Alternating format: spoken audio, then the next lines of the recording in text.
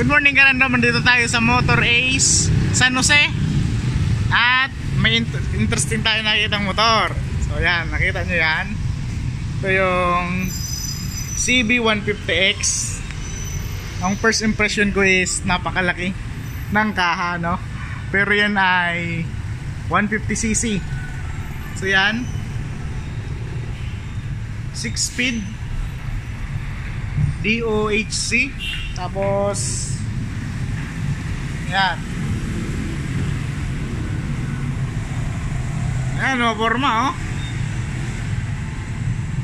Napansin ko lang wala siyang speed sensor, so siguro wala siyang ABS. Then ito yung kanyang payment options. Yung cash is 177,280 pesos. Yun, LED na. LED na din signal light. Ang laki talaga ng makina, ay ng kaha, no? Ito is 150cc. Yan, 150cc. Yung brakes Showa.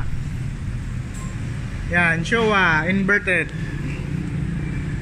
Yan, yung ginto na yan, Showa yan. Same sila ng suspension ni ADB. Yan, ang ganda.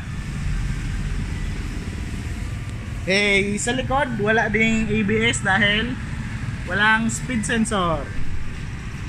So yan, kung gusto nyong ma-check yung unit dito sa San Jose, punta lang kayo sa Motor Ace.